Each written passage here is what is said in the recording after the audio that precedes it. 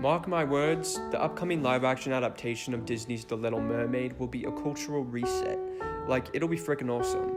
So in this video, I'll be talking about why I'm extremely excited for this movie and think it'll be more special and hype-worthy than your average Disney live-action adaptation.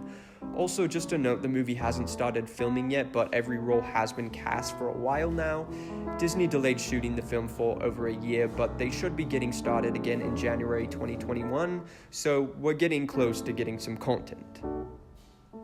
So the most prevalent talking point regarding this movie is its refreshing, exciting, and surprising casting choices.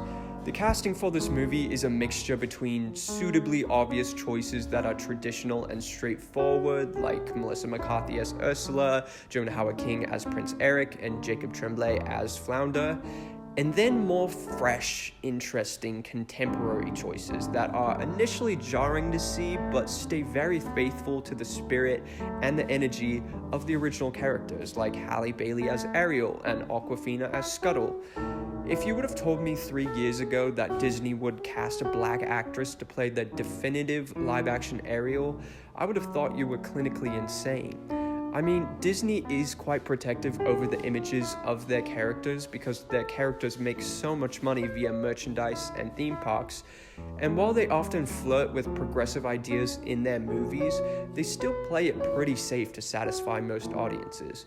So to cast a black actress as one of their most iconic, beloved, lucrative characters and Disney princesses, one who is always viewed as being a Caucasian character, is quite a bold move.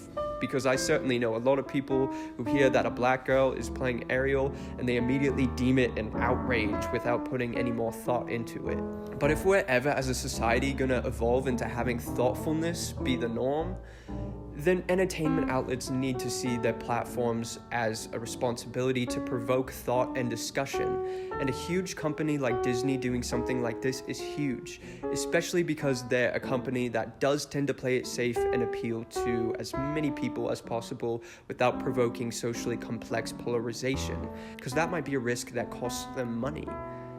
But society is progressing and Disney sees an opportunity to take a stance to push the world forward.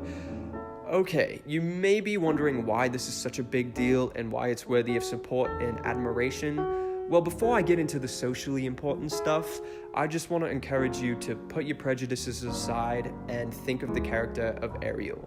What defines her? For one, her incredibly beautiful, powerful, yet gentle singing voice that is just otherworldly. Her wondrous spirit, her youthful energy, her innocence, these are all intrinsic qualities to the character, and according to director Rob Marshall, this is why Halle Bailey was cast in the role.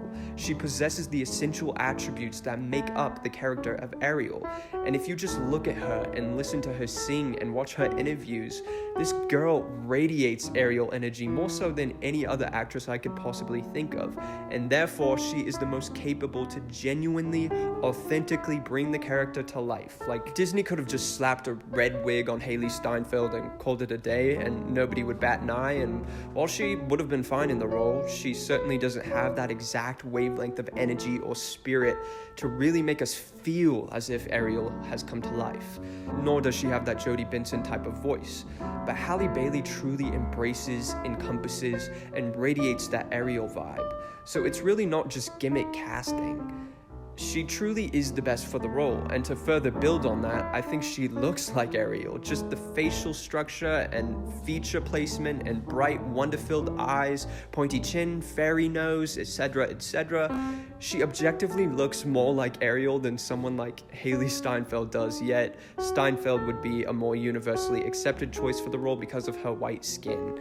Halle is only a few shades darker than the animated Ariel, so it's not like it's a drastic change, unless you're an absolute purist, in which case I hope you were also just as upset with Lily James having brown eyes when she played Cinderella, even though animated Cinderella's eyes are blue, or that Naomi Scott, who is half white, played Princess Jasmine, even though she is way lighter than the animated Jasmine. Not only this, but when you think of these Disney live-action adaptations and what their endgame should be, they should be adapting these more simple, beloved animated movies that have been around for decades into grand, modern, complex live-action blockbusters that adjust to the demands of live action and what works best for the medium. as well as adjust to contemporary sensibilities and how the world has evolved since the original animated movies were released. When you think of how the Disney animated classic The Little Mermaid should be when translated into a more detailed, complex, nuanced, sophisticated live-action world in the 2020s, it only makes sense to have this visually tropical, Caribbean-influenced film that is filled with calypso-style music and a Jamaican crab to be a bit more reflective of its cultural influences. It just makes it all a bit more rich and layered, and it also just brings an exciting new flavor to it. Like, it's still the same Ariel we all know and love, but with another dimension added to her. And it lets kids of all colors feel represented and validated by seeing that their favorite Disney character can also look like them.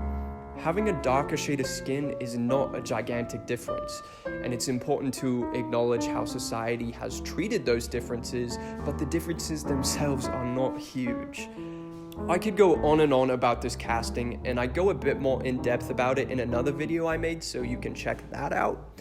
But yeah, aside from Halle Bailey as Ariel, Awkwafina as Scuttle may also sound like a major departure, but it's really not. If you've seen Awkwafina in anything else, you just know it works, and you know she's gonna kill it as the loudmouth, know-it-all seagull who actually doesn't know much at all, and she'll also bring something fresh to it. It's the best of both worlds with choices like this. You get the character brought to life, but with a new dimension added to them, and they're balanced out with more safe choices like Melissa McCarthy, who I've seen fan casted as Ursula for years, as well as Jonah Hauer-King as Eric, who I've suggested for the role in the past.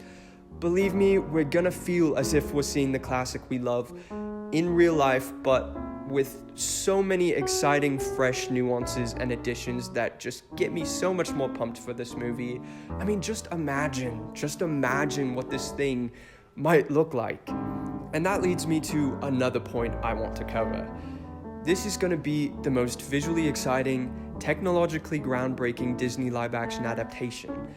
Live-action movies like Cinderella and Aladdin could have been made whenever, but the filmmaking technology required to convincingly pull off The Little Mermaid hasn't been available till now.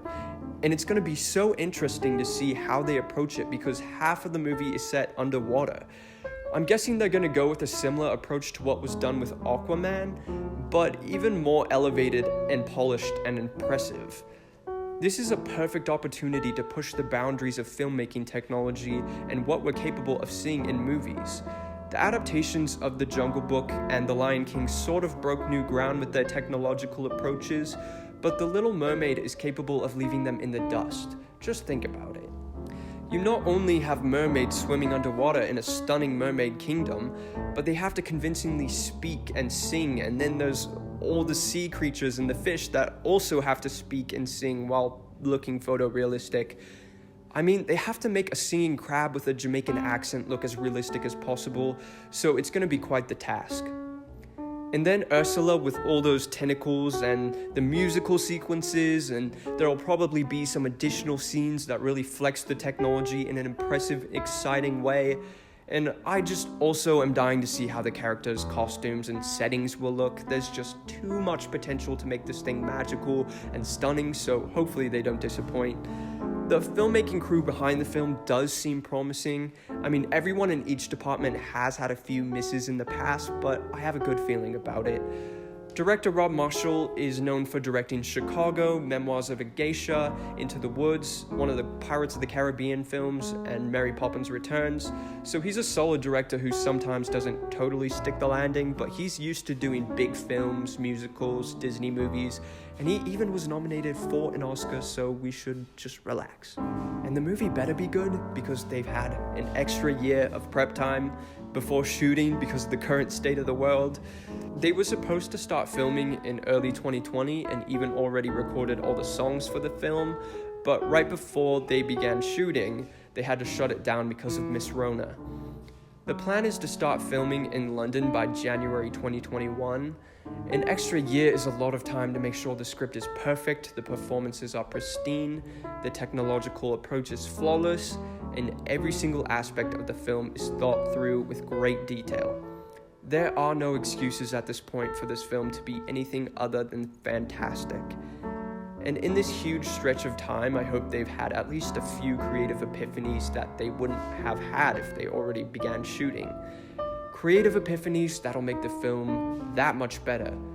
So, in conclusion, I have strong reason to believe this film will frickin' slap, and it'll be a stunning celebration of Disney's legacy with The Little Mermaid, bringing everything we love about the iconic animation to life, but providing a new dimension that includes exciting expansions and extreme freshness, so we get the ultimate balance of old and new.